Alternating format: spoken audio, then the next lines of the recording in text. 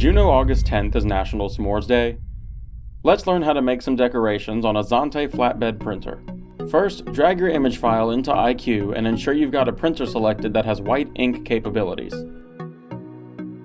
Select the appropriate media size.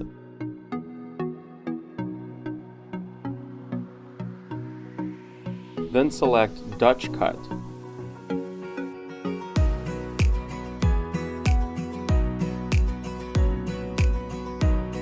Go to your white settings and select Under Print Areas, then set it to 2 layers.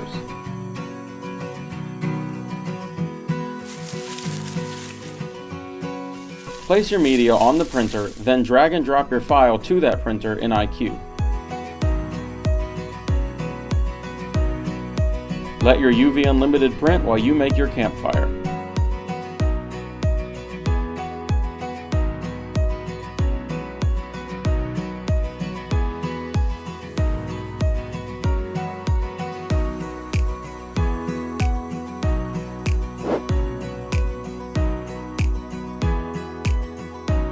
Run your sheet through the laminator, then cut your images out.